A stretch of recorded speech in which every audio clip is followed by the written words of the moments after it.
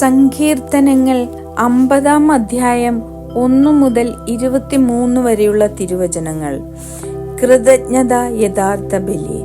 കർത്താവായ ദൈവം ശക്തനായവൻ സംസാരിക്കുന്നു. കിഴക്ക് മുതൽ പടിഞ്ഞാറ് വരെയുള്ള ഭൂമി മുഴുവനെയും അവിടുന്ന് വിളിക്കുന്നു. സൗന്ദര്യത്തികവായ സിയോനിൽ നിന്ന് ദൈവം പ്രകാശിക്കുന്നു. നമ്മുടെ ദൈവം വരുന്നു, അവിടുന്ന് മൗനമായിരിക്കുകയില്ല.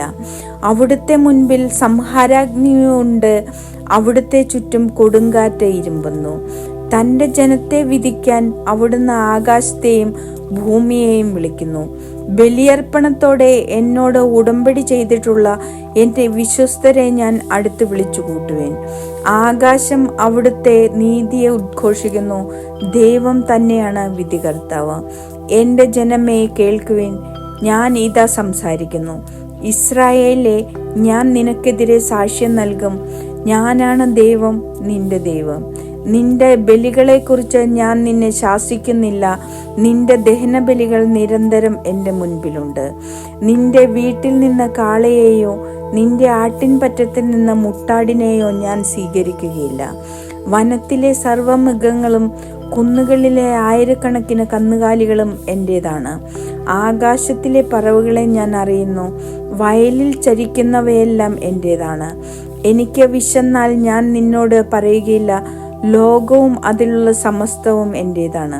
ഞാൻ കാളകളുടെ മാംസം തിന്നുമോ, ആടുകളുടെ രക്തം കുടിക്കുമോ? കൃതജ്ഞതയായിരിക്കട്ടെ നീ ദൈവത്തിന് അർപ്പിക്കുന്ന ബലി. അത്യുന്നതിനുള്ള നിന്റെ നേർച്ചകൾ നിറവേറ്റുക. അനർത്ഥകാലത്ത് എന്നെ വിളിച്ചപേക്ഷിക്കുക. ഞാൻ നിന്നെ മോചിപ്പിക്കും, നീ എന്നെ മഹത്വപ്പെടുത്തുകയും ചെയ്യും. എന്നാൽ ദുഷ്ടനോട് ദൈവം പറയുന്നു, എൻ്റെ നിയമങ്ങൾ ഉരുവിടാനോ എൻ്റെ ഉടമ്പടിയെക്കുറിച്ച് ഉരിയാടാനോ നിനക്കെന്തു കാര്യം? നീ ശിക്ഷണത്തെ വെറുക്കുന്നു, എൻ്റെ വചനത്തെ നീ അവഗണിക്കുന്നു. കള്ളനെ കണ്ടാൽ നീ അവനോട് കൂട്ടുചേരും, വ്യഭിചാരികളോട് നീ ചങ്ങാത്തം കൂടുന്നു. നിന്റെ വായ് നീ തിന്മയ്ക്കായി തുറന്നിട്ടിരിക്കുന്നു. നിന്റെ നാവ് വഞ്ചനയ്ക്ക് രൂപം നൽകുന്നു. നീ നിന്റെ സഹോദരനെതിരായി സംസാരിച്ചു കൊണ്ടിരിക്കുന്നു. സ്വന്തം സഹോദരനെതിരെ നീ അപവാദം പരത്തുന്നു. നീ ഇതെല്ലാം ചെയ്തിട്ടും ഞാൻ മൗനം ദീക്ഷിച്ചു. നിന്നെപ്പോലെയാണ് ഞാനും എന്ന് നീ കരുതി. എന്നാൽ ഇപ്പോൾ ഞാൻ നിന്നെ ശാസിക്കുന്നു. നിന്റെ മുൻപിൽ ഞാൻ കുറ്റങ്ങൾ നിരത്തി വെക്കുന്നു.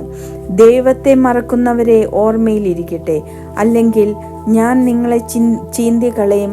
രക്ഷിക്കാൻ ആരും ഉണ്ടായിരിക്കുകയില്ല. ബലിയായി കൃതജ്ഞത അർപ്പിക്കുന്നവൻ എന്നെ ബഹുമാനിക്കുന്നു. നേരായ മാർഗത്തിൽ ചരിക്കുന്നവന് ദൈവത്തിൻ്റെ രക്ഷ ഞാൻ കാണിച്ചു കൊടുക്കും.